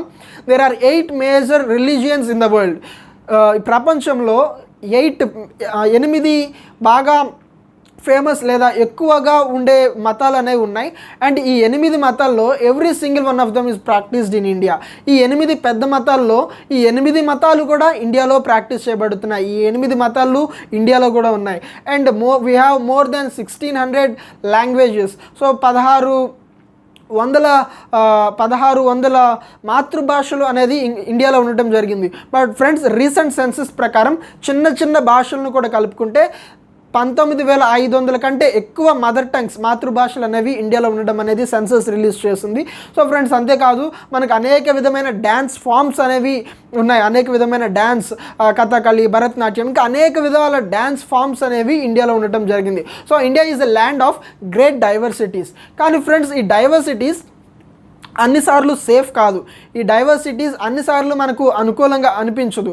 సో మనం జనరల్గా మనలా ఉండే వాళ్ళతోనే మనం కలవడానికి ఇష్టపడతాం. సో ఫర్ ఎగ్జాంపుల్, మనం వెళ్ళి ఒక నార్త్ ఇండియాలో సెటిల్ అయ్యామనుకోండి, ఆ నార్త్ ఇండియా ప్రజలు, ఫర్ ఎగ్జాంపుల్ చెప్తున్నాను, త్వరగా మనతో ఫ్రెండ్షిప్ చేయడానికి ఇష్టపడరు. వాళ్ళందరూ ఒకలా ఉంటారు, మనం ఒకలా ఉండాల్సి వస్తుంది. సో ఫ్రెండ్స్, మనం మనలా ఉండే వాళ్ళనే ఇష్టపడతాం, మనలా ఉండే వాళ్ళతోనే ఫ్రెండ్షిప్ చేయాలని ఇష్టపడతాం. అండ్ కొన్నిసార్లు కొన్ని రకాల ప్రజలు, కొన్ని డైవర్సిటీస్ ఉన్న ప్రజల పట్ల మనం కొంచెం ఒక స్ట్రేంజ్ ఫీలింగ్ కలిగి ఉంటాం. వాళ్ళు వేరే వాళ్ళు కదా, మన ప్రాంతానికి చెందిన వాళ్ళు కాదు, వాళ్ళ అలవాట్లు ఎలా ఉంటాయి, వారు ఎలా ఉంటారని కొన్నిసార్లు మనం కొన్ని నెగిటివ్ ఫీలింగ్ని కలిగి ఉంటాం. సో డైవర్సిటీస్ అన్నిసార్లు సేఫ్ కాదు. కొన్నిసార్లు ఈ డైవర్సిటీ వల్ల డిస్క్రిమినేషన్, వివక్ష అనేది మనం ఎదుర్కొంటాం. సో ఫ్రెండ్స్, ఇక్కడ ఈ డైవర్సిటీ అన్నిసార్లు ఒకేలా ఉండదు, సేఫ్ కాదు, డైవర్సిటీ వల్ల ఈ వివక్ష అనేది వస్తుంది అని ఎక్స్ప్లెయిన్ చేయడానికి ఎన్సీఆర్టీలో విలేజ్ వర్సెస్ సిటీ పీపుల్ అనేది ఇవ్వబడింది. సో విలేజ్ ప్రజలు ఎలా ఉంటారు, సిటీలో ఉండే ప్రజలు ఎలా ఉంటారు. సో ఫ్రెండ్స్, విలేజ్ ప్రజల మీద జనరల్గా ఉన్న అభిప్రాయం ఏంటంటే వీళ్ళు ఎక్కువ లేబర్ ఉంటారు. నా అభిప్రాయం కాదు, ఇది జనరల్గా ఉన్న అభిప్రాయం, ఎన్సీఆర్టీలో ఉన్న ప్రకారం చెప్తున్నాను. లేబర్ ఎక్కువ ఉంటారు వీళ్ళకి, విలేజెస్లో పల్లెటూరులో మూఢనమ్మకాలు ఎక్కువ ఉంటాయి. సో వాళ్ళు వెనకబడిన వాళ్ళు అడ్వాన్స్డ్గా ఉండరు. సో ఇలాంటి ఆలోచన, ఇలాంటి ఒపీనియన్ అనేది విలేజ్ ప్రజల మీద ఉంటుంది. సో సిటీ ప్రజల మీద ఎలా ఉంటుంది, సిటీలో మోసం ఎక్కువ జరుగుతుంది, ప్రజల మధ్య రిలేషన్ సరిగ్గా ఉండవు, అండ్ ఇలాంటి ఒపీనియన్ సిటీ ప్రజల మీద ఉంటుంది. సో ఫ్రెండ్స్, విలేజ్ ప్రజల మీద మనం ఒక ఒపీనియన్ అనేది కలిగి ఉంటున్నాం. మనం సిటీ వాళ్ళు ఏమనుకుంటారంటే, ఫర్ ఎగ్జాంపుల్ సిటీ వాళ్ళు ఏమనుకుంటారు, విలేజెస్లో మూఢనమ్మకాలు ఎక్కువ ఉంటాయి, విలేజెస్లో చదువుకున్న వాళ్ళు తక్కువ ఉంటారు, విలేజెస్లో విమెన్ ఆడవాళ్ళు వెనకబడి ఉంటారు, ఆడవాళ్ళకి ఫ్రీడమ్ ఉండదు. సో ఇలాంటి ఒపీనియన్ సిటీ వాళ్ళు విలేజర్స్ మీద కలిగి ఉంటారు. కానీ వాస్తవానికి చెప్పాలంటే ఈ సిటీ వాళ్ళు వెళ్ళి విలేజ్లో ఉన్నారా, ఉండలేదు. బట్ ఏంటి అంటే జనరల్ ఒపీనియన్ అనేది కలిగి ఉంటారు. సో ఫ్రెండ్స్, ఈ నెగిటివ్ ఒపీనియన్ని మనం ప్రిజుడిస్ అంటాం. సో ఫ్రెండ్స్, ఈ పాయింట్ నోట్ చేసుకోండి, ప్రిజుడిస్ అంటాం. సో ప్రిజుడిస్ అంటే ఏంటి అంటే మీకు ఇంకా క్లియర్ ఎగ్జాంపుల్ ఇస్తాను. ప్రిజుడిస్ అంటే ఫర్ ఎగ్జాంపుల్ బీహార్ ప్రజల మీద మనకున్న ఒపీనియన్ ఏంటి అంటే, జనరల్ ఎగ్జాంపుల్ తీసుకుంటే బీహార్లో ఎడ్యుకేషన్ అనేది తక్కువ, బీహార్లో మూఢనమ్మకాలు ఎక్కువ, బీహార్లో ప్రజలు కొంచెం మొండిగా ఉంటారు, బీహార్లో రౌడీయిజం ఎక్కువ ఉంటుంది, బీహార్లో బందిపోట్లు ఎక్కువ ఉంటారు, మనకి సినిమా ఇన్ఫ్లుయెన్స్ ఎక్కువ కాబట్టి బీహార్లో బందిపోట్లు ఎక్కువ ఉంటారు. సో ఇలాంటి ఒపీనియన్ మనం బీహార్ మీద కలిగి ఉంటాం, జనరల్గా చెప్తున్నాను. సో ఫర్ ఎగ్జాంపుల్ అది కూడా. సో నిజంగా మనం బీహార్ వెళ్ళామా, వెళ్ళలేదు. నిజంగా మనకి ఎవరైనా బీహార్ ఫ్రెండ్స్ ఉన్నారా, ఫ్రెండ్స్ ఎవరు లేరు. కానీ ఏంటి అంటే మనకు తెలిసిన దాన్ని బట్టి అసలు నిజంగా బీహార్లో ఇలా ఉంటుందా లేదా అని మనం విచారణ చేయకుండా ఏదో మనకి తెలిసిన దాన్ని బట్టి, ఏదో మనం విన్న దాన్ని బట్టి మనం ఒక నెగిటివ్ ఒపీనియన్ అనేది కలిగి ఉంటాం. దీన్ని ప్రెజుడిస్ అంటాం. సో ప్రెజుడిస్ అంటే ఒక పర్సన్ మీద, ఆ పర్సన్ గురించి పూర్తిగా విచారణ చేయకుండా మనం కలిగి ఉండే నెగిటివ్ ఒపీనియన్ని ప్రెజుడిస్ అంటారు. సో ఈ క్లియర్ కదండి ప్రెజుడిస్ అంటే. సో ఈ ప్రెజుడిస్ అనేది అనేక ఆస్పెక్ట్స్లో ఉంటుంది, అనేక రకాల ప్రిజుడిస్ ఉంటుంది. భాషకు సంబంధించి ప్రిజుడిస్ ఉంటుంది. సో భాషకు సంబంధించి ప్రిజుడిస్ ఎలా అంటే, ఇంగ్లీష్ వచ్చిన వాళ్ళు ఏమనుకుంటారంటే ఇంగ్లీష్ రాని వాళ్ళు తక్కువ, వాళ్ళు వెనకబడిన వాళ్ళు అనుకుంటారు, ఇంగ్లీష్ బాగా వచ్చిన వాళ్ళు. సో ఇదొక ప్రిజుడిస్ అనమాట. నిజానికి చెప్పాలంటే ఇంగ్లీష్ వచ్చిన వాడికంటే ఇంగ్లీష్ రాని వాడికి ఎక్కువ నాలెడ్జ్ ఉండొచ్చు. కానీ ఏమనుకుంటారంటే ఒక నెగిటివ్ ఒపీనియన్, వీళ్ళకి ఏం తెలీదు, వీళ్ళకి ఇంగ్లీష్ రాదు కదా. సో ఒక నెగిటివ్ ఒపీనియన్, ఒక రియల్ విచారణ చేయకుండా మనం ఒక డెసిషన్, ఒక నెగిటివ్ ఒపీనియన్ అనేది కలిగి ఉంటాం. దీన్ని ప్రిజుడిస్ అంటాం. అండ్ భాషా పరంగా, ప్రాంతీయ పరంగా, కల్చర్ పరంగా, రిలీజియన్ పరంగా చాలా ఆస్పెక్ట్స్లో ఈ ప్రిజుడిస్ అనేది సొసైటీలో ఉంటుంది. అండ్ ఫ్రెండ్స్, స్టీరియోటైప్స్, మనం ప్రిజుడిస్ అనేది ఏంటో తెలుసుకున్నాం కదా. సో ప్రిజుడిస్ అనే పదం గుర్తుపెట్టుకోండి. ఇప్పుడు స్టీరియోటైప్స్ అంటే ఏంటి? So friends, boys and girls ఉంటారు కదా సొసైటీలో. సో ఫ్రెండ్స్, బాయ్స్ మీద జనరల్గా ఉన్న ఒపీనియన్ ఏంటి అంటే బాయ్స్ త్వరగా ఏడవరు అని. సో ఫర్ ఎగ్జాంపుల్, మన ఇంట్లో ఎవరైనా చిన్నపిల్లోడు ఏడుస్తున్నాడు అనుకోండి, ఏంట్రా అమ్మాయిలా ఏడుస్తున్నావు అని అంటాం. ఎవరైనా చిన్నపిల్లోడు కింద పడిపోయి దెబ్బ తగిలి ఏడుస్తున్నాడు అనుకోండి, అలా ఏడవకూడదు, నువ్వు అబ్బాయివి, అలా ఏడవకూడదు అని చెప్తాం. సో సొసైటీలో ఇలా జరగడం అనేది వస్తూ ఉంటుంది. సో సొసైటీలో ఉన్న ఒపీనియన్ ఏంటంటే బాయ్స్ ఆర్ స్ట్రాంగ్, బాయ్స్ దృఢంగా ఉంటారు, బాయ్స్ కరేజియస్గా ఉంటారు. సో బాయ్స్ త్వరగా ఏడవరు. గర్ల్స్ అలా కాదు, గర్ల్స్ చిన్న చిన్న విషయాలకి ఏడుస్తూ ఉంటారు, గర్ల్స్ సెన్సిటివ్గా ఉంటారు. సో ఇలాంటి ఒపీనియన్ మనకు సొసైటీలో బాయ్స్ మీద, గర్ల్స్ మీద ఉంటుంది. అంటే ఇది క్లియర్గా మనం అందరం ఫేస్ చేసి ఉంటాం. ఏంట్రా ఎవరైనా అబ్బాయి ఏడుస్తుంటే ఏంట్రా అమ్మాయిలా ఏడుస్తున్నామని అంటారు జనరల్గా. సో ఇది మనందరికీ తెలిసిన విషయం ఇది. కానీ రియాలిటీగా ఆలోచిస్తే నిజంగా అందరూ గర్ల్స్ ఏడుస్తూ ఉంటారా?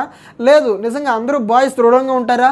లేదు. బాయ్స్లో కూడా చాలా సెన్సిటివ్ పీపుల్, చిన్న చిన్న విషయాలకి బాధపడి ఏడ్చే పీపుల్ కూడా ఉంటారు. సో దీన్ని ఏమంటామంటే స్టీరియోటైప్ అంటాం. ఏదో ఒక వ్యక్తిని చూసి, ఏదో ఒక అబ్బాయి దృఢంగా ఉన్నాడు, అబ్బాయి అసలు ఏడవడు అని ఒక అబ్బాయిని తీసుకుని మొత్తం ఆ జాతికి సంబంధించిన వాళ్ళు, అసలు అబ్బాయిలందరూ ఏడవరు, అబ్బాయిలందరూ దృఢంగా ఉంటారు, అబ్బాయిలందరూ కరేజియస్గా ఉంటారు అని చెప్పేసి ఒక పర్సన్ని పట్టుకుని మనం సింప్లిఫై చేసేసి ఒక ఇమేజ్ని తీసుకొచ్చేస్తాం. సో బాయ్స్ మీద ఒక ఇమేజ్ అనేది క్రియేట్ అయిపోయింది. బాయ్స్ అంటే ఏడవకూడదు త్వరగా, గర్ల్స్ అంటే వాళ్ళు చిన్న చిన్న విషయాలు కూడా ఏడుస్తారని ఒక ఇమేజ్ అనేది సొసైటీలో క్రియేట్ అయిపోయింది. ఒపీనియన్ కాదండి, ప్రిజుడిస్ అంటేనేమో ఒకరి గురించి పూర్తిగా తెలియకుండా మనం కలిగి ఉండే నెగిటివ్ ఒపీనియన్ని ప్రిజుడిస్ అంటాం. స్టీరియో టైప్ అంటేనేమో ఏదో ఒక వ్యక్తిని పట్టుకుని ఆ వ్యక్తి ఏ ప్రాంతం నుంచి వచ్చాడో లేదా ఆ వ్యక్తికి సంబంధించిన జాతిని వాళ్ళందరినీ అదే టైప్ వాళ్ళందరూ అదే టైప్ అలాగే ఉంటారు. సో ఒక వ్యక్తి రాజస్థాన్ నుండి మన ఆంధ్రాలో ఉంటున్నాడు అనుకోండి, అతను చెడ్డవాడు అనుకోండి. సో మనం ఏమని ఇమేజ్ చేస్తామంటే ఈ రాజస్థాన్ వాళ్ళందరూ ఇలాగే చెడ్డవాళ్ళు, ఈ రాజస్థాన్ వాళ్ళందరూ ఇలాంటి పనులే చేస్తూ ఉంటారని ఒక ఇమేజ్ని మనం క్రియేట్ చేసేస్తాం ఒక పర్టికులర్ సెక్టర్ మీద. సో దీనిని మనం స్టీరియో టైప్ అని అంటాం. సో ఈ స్టీరియో టైప్ వల్ల ఏమవుతుందంటే ఎంత ఇన్ఫ్లుయెన్స్ ఉంటుందంటే ఈ స్టీరియో టైప్ వీళ్ళు ఈ డిస్క్రిమినేట్ అయ్యే వాళ్ళు ఉంటారు కదా, వీళ్ళు ఏం చేస్తారంటే వీళ్ళు పలానా పని చేయకూడదు అని ఒక ఇమేజ్ని తెచ్చేసారు అనుకోండి, వీళ్ళు నిజంగా చేయడం మానేస్తారు. అంత ఇన్ఫ్లుయెన్స్ ఉంటుంది స్టీరియో టైప్ వల్ల. సో ఈ బాయ్ గర్ల్ ఎగ్జాంపుల్ తీసుకున్నట్లయితే ఒక అబ్బాయికి వాళ్ళ ఫ్రెండ్స్ మధ్య ఉన్నప్పుడు ఏదో బాగా బాధ కలిగిన విషయం వచ్చింది అనుకోండి. సో ఇతనికి ఏడుపు వచ్చేస్తుంది, కానీ ఇతను ఏడుపు ఆపుకుంటాడు. ఎందుకంటే నేను ఏడుస్తే ఏంటి అమ్మాయిలాగా ఏడుస్తున్నాడు వీడు అని ఎగతాళి చేస్తారు నన్ను అని చెప్పేసి వీడు నిజంగానే ఏడుపు ఆపుకోవడానికి ట్రై చేస్తాడు. సో సొసైటీ అనేది ఒక ఇమేజ్ పెట్టింది బాయ్స్ మీద, బాయ్స్ త్వరగా ఏడవకూడదు అని. ఈ బాయ్స్ కూడా ఏం చేస్తారు, నిజంగానే త్వరగా ఏడవకుండా ఉండడానికి ట్రై చేస్తారు. సో ఈ స్టీరియో టైప్ వల్ల ఒక వ్యక్తిని పట్టుకుని ఆ జాతికి సంబంధించిన వాళ్ళందరి మీద ఒక ఇమేజ్ వీళ్ళు ఇలాంటి వాళ్ళు అని ఒక నెగిటివ్ ఇమేజ్ అనేది చేసేయడం వల్ల ఈ డిస్క్రిమినేట్ అయ్యే ప్రజలు కూడా వీళ్ళు కూడా దానికి అలవాటు పడిపోవడానికి ట్రై చేస్తారు. సో ఫ్రెండ్స్, ఇంకా ఈ స్టీరియో టైప్కి గురించి చెప్పాలంటే ఏదైనా ఒక ప్రాంతం నుంచి వచ్చినవాడు బాగా లేజీగా ఉన్నాడు అనుకోండి, బాగా డంప్ ఫీలో అనుకోండి. సో మనం ఏమంటామంటే ఈ ప్రాంతానికి చెందిన వాళ్ళు అందరూ అలాంటి వాళ్ళే అని ఒక ఇమేజ్ని క్రియేట్ చేసేస్తాం. కానీ రియాలిటీలో అనుకుంటే లేజీ అనేవాళ్ళు అన్ని ప్రాంతాల్లో ఉంటారు, లేజీగా ఉండేవాళ్ళు అన్ని ప్రాంతాల్లో ఉంటారు, చెడ్డవాళ్ళు అన్ని ప్రాంతాల్లో ఉంటారు. కానీ మనం ఏంటంటే ఏదో ఒక వ్యక్తిని చూసేసి ఆ వ్యక్తికి సంబంధించిన వాళ్ళందరి మీద ఈ ఇమేజ్ అనేది పెట్టేస్తాం. So stops from looking each person. So ఈ స్టీరియో టైప్ వల్ల ఏమవుతుందంటే మనం ఒక్కొక్క వ్యక్తికి ఒక్కొక్క నేచర్ ఉంటుంది, ఒక్కొక్క వ్యక్తి ఒక్కొక్క ఇండివిజువల్ పర్సన్ ఒక్కొక్క యూనిక్ నేచర్ అనేది ఉంటుంది అన్న విషయాన్ని మనం వదిలేస్తాం అన్నమాట.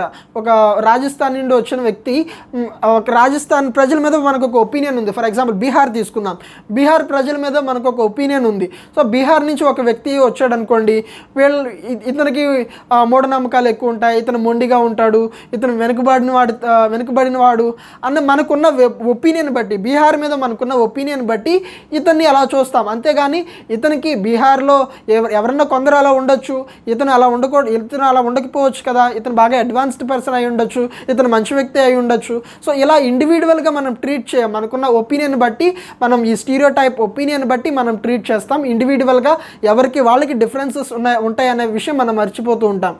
And friends, stops us from doing certain activities, ఇది ఆల్రెడీ చెప్పాం కదా. ఈ స్టీరియో టైప్ వలన ఈ డిస్క్రిమినేట్ అయిన పర్సన్స్ నిజంగానే ఆ స్టీరియో టైప్ ఇమేజ్ ఎలా అయితే ఉంటుందో ఆ ఇమేజ్ ప్రకారమే వీళ్ళు కూడా కొన్ని పనులు చేయడం మానేస్తూ ఉంటారు.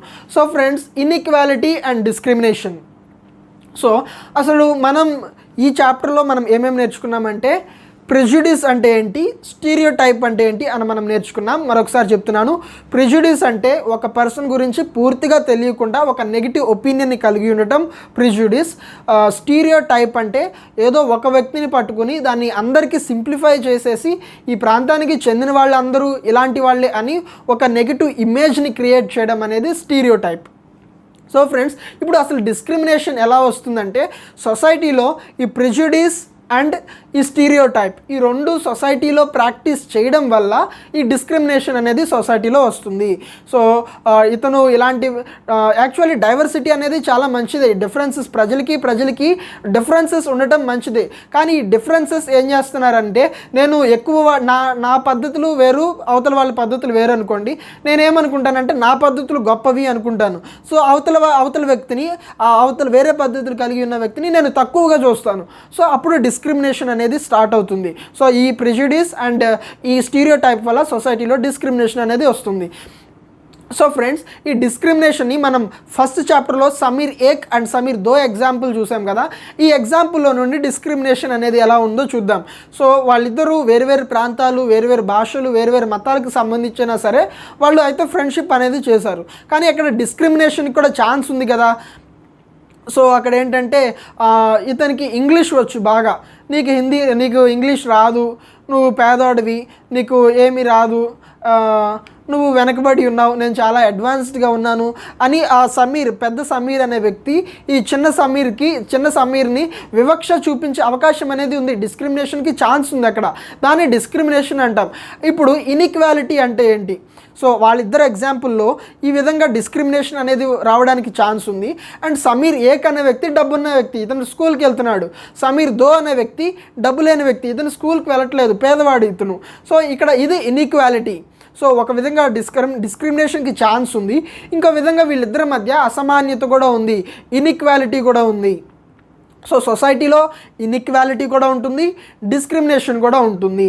సో ఫ్రెండ్స్, ఈ ఇన్ఈక్వాలిటీ కొంతమంది ఫేస్ చేస్తారు, డిస్క్రిమినేషన్ కొంతమంది ఫేస్ చేస్తారు, కొంతమంది ఈ రెండింటిని కూడా ఫేస్ చేస్తారు. ఫర్ ఎగ్జాంపుల్ ట్రైబల్స్ని తీసుకుందాం. ఏదైనా ఒక కోయి జాతి వారు మన మధ్య వచ్చి నివసిస్తున్నారు అనుకోండి, వారితో మనం త్వరగా ఫ్రెండ్షిప్ చేయడానికి ఇష్టపడం. సో వారిని ఎలా చూస్తామంటే వీళ్ళకి తక్కువ వాళ్ళు, వీళ్ళు వెనకబడిన వాళ్ళు, వీళ్ళు మనలాగా అడ్వాన్స్ టెక్నాలజీ వీళ్ళకి తెలియదు. సో ఇలా డిస్క్రిమినేషన్, వివక్ష అనేది వాళ్ళ పట్ల చూపిస్తాం. అంతేకాకుండా వాళ్ళు మనలా డ్రెస్సింగ్ స్టైల్ వాళ్ళకు ఉండదు, మనలా వాళ్ళు ఆహార పద్ధతులు ఉండదు, మనలా ఇల్లు వాళ్ళకి ఉండకపోవచ్చు. సో ఇలా ఇన్ఈక్వాలిటీని కూడా వాళ్ళు ఫేస్ చేస్తారు. సో కొంతమంది సొసైటీలో ఇన్ఈక్వాలిటీ, డిస్క్రిమినేషన్ రెండింటిని ఫేస్ చేస్తూ ఉంటారు. సో ఫ్రెండ్స్, ఇప్పుడు మనం ఈ చాప్టర్లో ప్రిజుడిస్ నేర్చుకున్నాం, స్టీరియోటైప్ అంటే నేర్చుకున్నాం. డిస్క్రిమినేషన్ అంటే ప్రిజుడిస్ అండ్ స్టీరియోటైప్ రెండు ఉండడం వల్ల డిస్క్రిమినేషన్ అనేది వస్తుంది. సో సొసైటీలో డిస్క్రిమినేషన్ ఉంటుంది, ఇన్ఈక్వాలిటీ కూడా ఉంటుంది. ఇంతవరకు నేర్చుకున్నాం. సో ఇప్పుడు మనం ఒక ఫేమస్ లీడర్, ఇండియాలో ఒక ఫేమస్ లీడర్ ఎదుర్కొన్న వివక్ష, ఒక ఫేమస్ లీడర్ ఎదుర్కొన్న డిస్క్రిమినేషన్ని మనం తెలుసుకుందాం ఇప్పుడు. సో ఫ్రెండ్స్, ముందుగా బిగిన్ చేయాలంటే అనేక రకమైన ప్రొఫెషన్స్ అనేవి సొసైటీలో ఉంటాయి. సో కొంతమంది డ్రైనేజ్ క్లీనింగ్ వర్క్ చేస్తారు, కొంతమంది డ్రైవింగ్ వర్క్ చేస్తారు, కొంతమంది ప్రొఫెషనల్ జాబ్స్ చేస్తారు, కొంతమంది వ్యవసాయం చేస్తారు, కొంతమంది సివిల్ సర్వెంట్స్ కూడా ఉంటారు. సో ఇప్పుడున్న పరిస్థితులను బట్టి చెప్తున్నాను. సో అనేక రకమైన ప్రొఫెషన్స్ అనేవి సొసైటీలో ఉన్నాయి. సో పూర్వకాలంలో ఏం జరిగిందంటే ఈ ప్రొఫెషన్స్ని పట్టుకుని వీళ్ళు క్యాస్ట్ సిస్టమ్ అనేది ఎలా వచ్చిందో చూద్దాం. సో ఈ ప్రొఫెషన్స్లో కొన్ని ప్రొఫెషన్స్ అనేవి బాగా విలువైన ప్రొఫెషన్స్లా చూశారు. కొన్ని పనులు విలువ తక్కువ పనులుగా, డర్టీ పనులుగా, లేదంటే ఇంప్యూర్ పనులు అన్నట్లుగా చూశారు. సో ఫర్ ఎగ్జాంపుల్ తీసుకుంటే ఏదైనా జాబ్ చేసే వాళ్ళేమో ఈ ప్రొఫెషన్ అనేది చాలా హైలీ వాల్యూడ్ ప్రొఫెషన్ అన్నట్లు తీసుకున్నారు. సో ఇంకో పక్క తీసుకుంటేనేమో ఏదన్నా మున్సిపాలిటీ వర్క్స్ చేస్తూ ఉంటారు కదా, వీళ్ళందరూ డర్టీ ప్రొఫెషన్స్, ఇవన్నీ వీళ్ళందరూ చిన్న వాళ్ళు అన్నట్లుగా ఈ విధంగా ప్రొఫెషన్స్ అనేవి వాల్యూడ్ ప్రొఫెషన్స్, అన్వాల్యూడ్ ప్రొఫెషన్స్, ఇలా డిస్క్రిమినేటెడ్ ప్రొఫెషన్స్, ఇలా రెండు ప్రొఫెషన్స్గా రెండు వర్క్స్ అనేవి ఈ విధంగా ఆ పూర్వపు కాలంలో చేసే పనులను బట్టి ఈ విధంగా వివక్ష అనేది జరిగింది. సో ఆ తర్వాత ఈ వివక్ష ద్వారా క్యాస్ట్ సిస్టమ్ అనేది డెవలప్ అయింది. సో క్యాస్ట్ సిస్టంలో ఈ హైలీ వాల్యూడ్ ప్రొఫెషన్స్ ఉన్నారు కదా, సో మేము చేసే పని చాలా ఉన్నతమైనది, మేము చేసే పని గొప్పది అని అనుకునే వాళ్ళు ఉంటారు చూసారా, వీళ్ళు మేము అప్పర్ క్యాస్ట్కి చెందిన వాళ్ళం, మేము ఉన్నతమైన వాళ్ళం, మేము సుపీరియర్ వాళ్ళం అని వీళ్ళు అనుకున్నారు. అండ్ ఈ తక్కువ పనులు చేసే వాళ్ళు ఉంటారు చూసారా, వీళ్ళని అన్టచబుల్స్గా చేశారు. సో ఈ ఎక్కువ ప్రొఫెషన్స్లో ఉన్న వాళ్ళకి డబ్బు ఎక్కువ ఉంటుంది, ఈ చిన్న పనులు చేసుకున్న వాళ్ళకి డబ్బు తక్కువ ఉంటుంది. సో ఆటోమేటిక్గా ఈ డబ్బు ఎక్కువ ఉన్న వాళ్ళు, ఈ హైలీ ప్రొఫెషనల్స్ అనేవాళ్ళు వీళ్ళని తక్కువ చూపు చూడటం మొదలుపెట్టారు, వీళ్ళని అంటరాని వాళ్ళుగా చూడటం మొదలుపెట్టారు. అక్కడ అన్టచబిలిటీ అనే సిస్టమ్ అక్కడ డెవలప్ అయింది. సో ఫ్రెండ్స్, ఈ అన్టచబిలిటీ పెట్టడమే కాకుండా వీళ్ళకి కొన్ని రూల్స్ అనేవి కూడా పెట్టారు. సో వీళ్ళు ఈ విధంగానే చేయాలి, ఈ పనులు మాత్రమే చేయాలి, ఒక కుమ్మరి వ్యక్తి కుమ్మరి పనులు మాత్రమే చేయాలి, ఒక డ్రైనేజ్ క్లీన్ చేసే వ్యక్తి డ్రైనేజ్ క్లీన్ మాత్రమే చేయాలి, ఇంకా వేరే పనులేమి చేయకూడదు, వీళ్ళకి ఎటువంటి హక్కులు ఉండవు. ఈ ఉన్నతమైన క్యాస్ట్కి చెందిన వాళ్ళకు ఉన్న హక్కులు ఈ చిన్న చిన్న పనులు చేసుకునే వాళ్ళకు ఉండవు. సో వీళ్ళు పబ్లిక్ వెల్స్లో, పబ్లిక్ బావుల్లో వీళ్ళు నీళ్లు తోడుకోవడానికి అవకాశం లేదు, వీళ్ళు అప్పర్ క్యాస్ట్ వాళ్ళ ఇంటికి వెళ్ళడానికి అవకాశం లేదు. ఇలా భయంకరమైన వివక్ష చూపించడం స్టార్ట్ అయింది. సో క్యాస్ట్ సిస్టమ్ ద్వారా ఈ విధంగా డిస్క్రిమినేషన్ అనేది వచ్చింది. అప్పుడే కాదు ఫ్రెండ్స్, ఇప్పుడు ఈ కాలం కూడా ఇంకా క్యాస్ట్ డిస్క్రిమినేషన్ అనేది జరుగుతూ ఉంటుంది. సో ఫ్రెండ్స్, ఒక చిన్న విషయం మీకు చెప్పాలనుకుంటున్నాను. సో ఈ స్లైడ్ మీరు చూసినట్లయితే ఏ విధంగా నోట్ మేకింగ్ అనేది ఒక ఫ్లో చార్ట్, ఒక చార్ట్ రూపంలో, ఒక యారోస్ రూపంలో, సో మీరు ఎన్సీఆర్టీస్ మీరు నోట్ చేసుకునేటప్పుడు సో చార్ట్ రూపంలో నోట్ చేసుకోవడం, పాయింట్ రూపంలో, ఫ్లో చార్ట్స్ రూపంలో, డయాగ్రామ్స్ రూపంలో, ఈ విధంగా మీరు నోట్ మేకింగ్ అనేది చేయాలి. మ్యాటర్ తక్కువ ఉండాలి ఫ్రెండ్స్, మ్యాటర్ తక్కువ ఉండాలి. మీరు చార్ట్ రూపంలో ఈ విధంగా మీరు నోట్ మేకింగ్ చేసుకోవాలి. ఇది చూడగానే మీకు ఫుల్ కంటెంట్ గుర్తు రావాలి.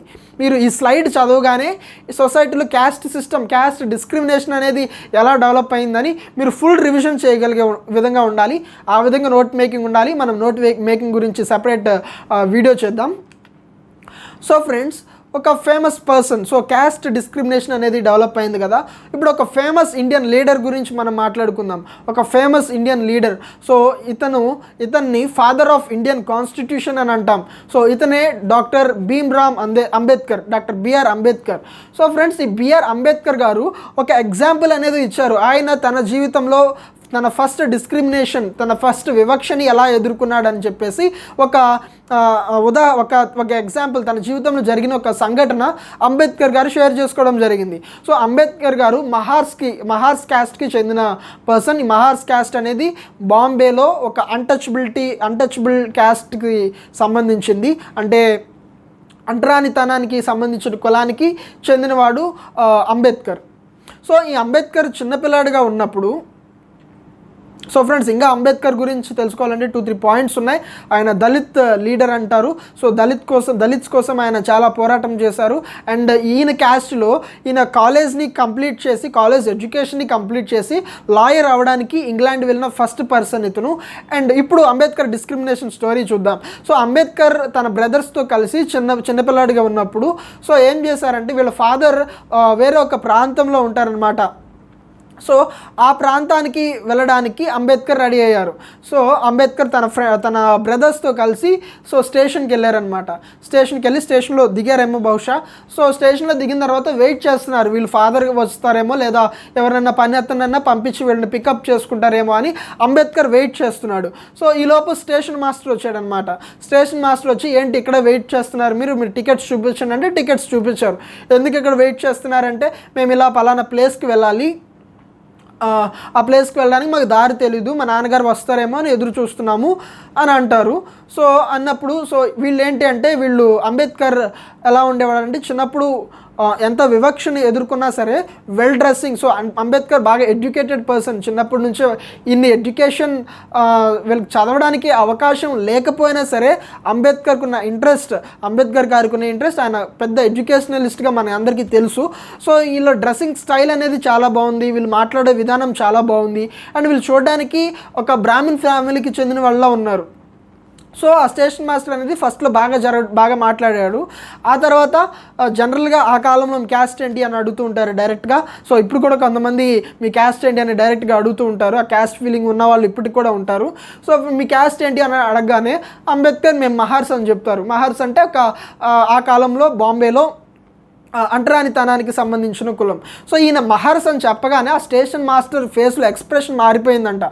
సో ఈ అంబేద్కర్ డిస్క్రైబ్ చేశాడు ఆ ఎక్స్ప్రెషన్. అండ్ సడన్గా ఏదో వీళ్ళని రిజెక్ట్ చేస్తున్న వాళ్ళగా, వీళ్ళతో మాట్లాడడం ఏంటి అన్నట్టుగా ఆయన ఫేస్లో ఎక్స్ప్రెషన్ అనేది మారిపోవడం అంబేద్కర్ గారు గమనించారు.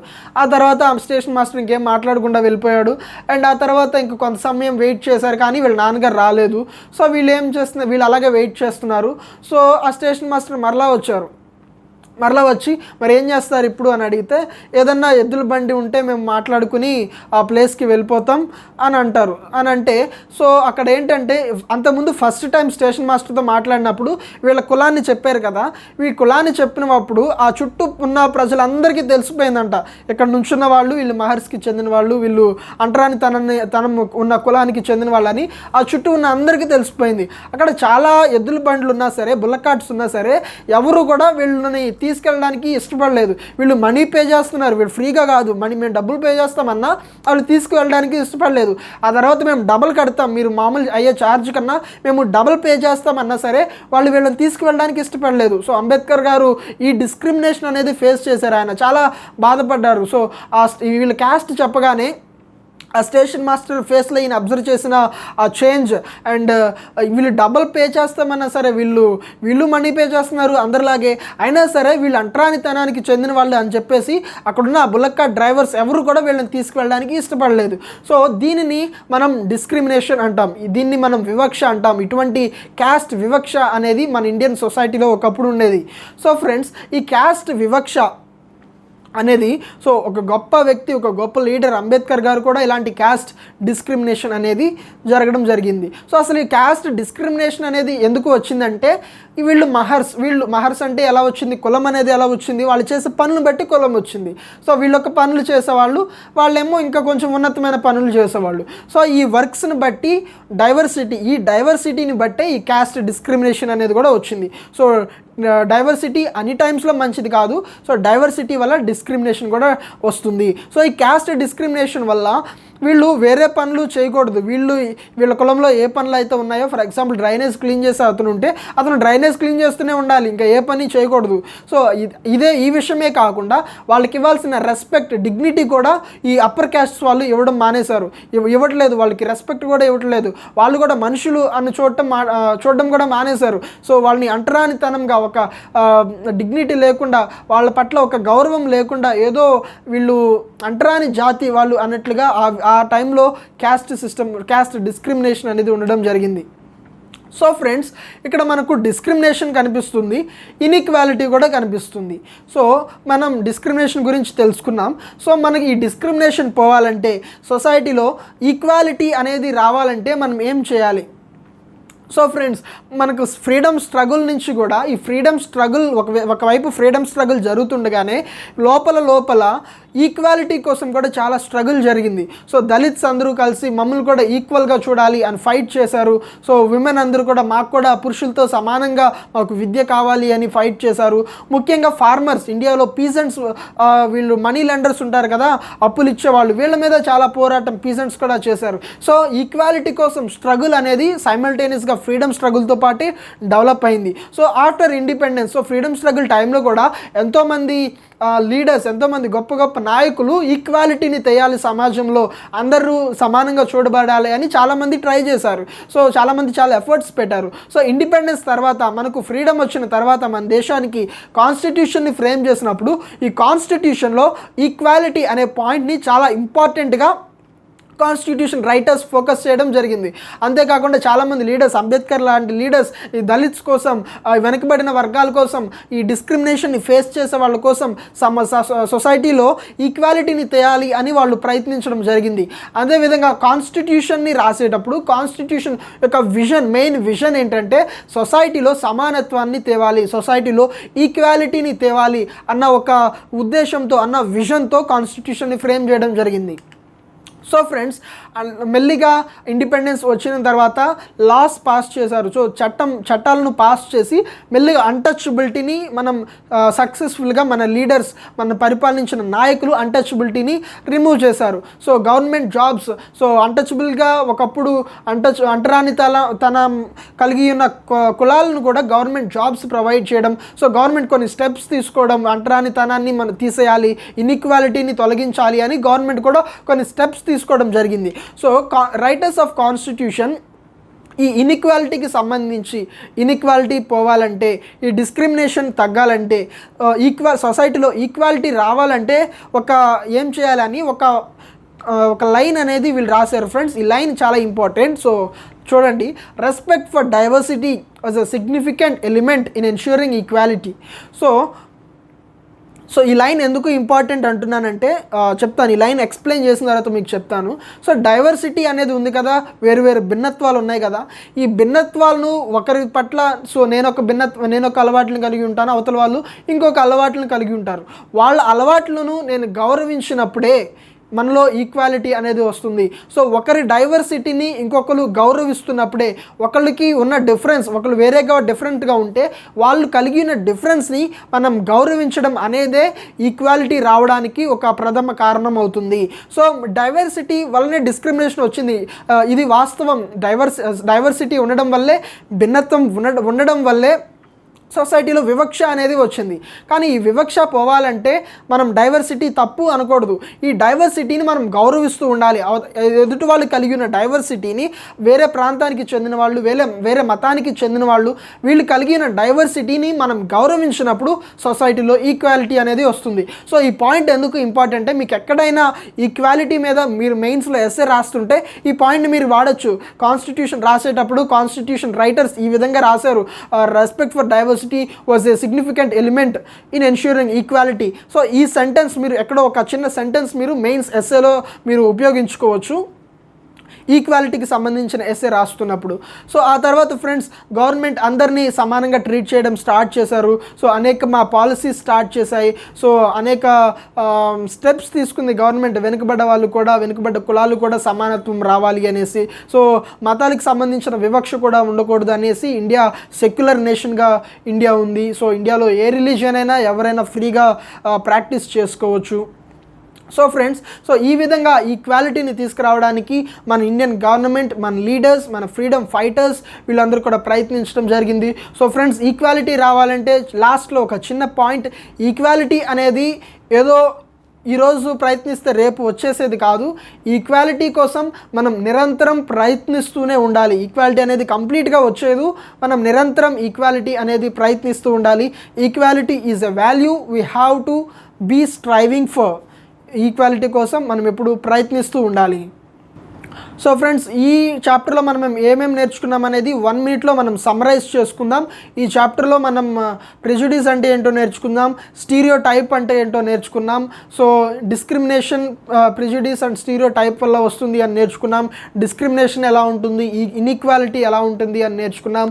అండ్ ఒక famous leader doctor BR Ambedkar garu ఎదుర్కొన్న డిస్క్రిమినేషన్ని ఎలా ఫేస్ చేశారని తెలుసుకున్నాం. సో ఈ డిస్క్రిమినేషన్ పోవాలంటే, ఈ వివక్ష, ఈ ఇన్ఈక్వాలిటీ సొసైటీలో పోవాలంటే గవర్నమెంట్ ఏ విధంగా స్టెప్స్ తీసుకుంటుంది అని నేర్చుకున్నాం. అండ్ ఈ డైవర్సిటీ చాప్టర్లో ఈ డైవర్సిటీ వల్ల డిస్క్రిమినేషన్ వచ్చిందన్న విషయం వాస్తవమే, కానీ డిస్క్రిమినేషన్ పోవాలంటే మనం ఎదుటి వాళ్ళ డైవర్సిటీని మనం గౌరవించాలి. అప్పుడే డిస్క్రిమినేషన్ అనేది సొసైటీలో పోతుంది అనే విషయాన్ని మనం నేర్చుకున్నాం. ఇది chapter 2 friends. And thanks for watching. Thank you all.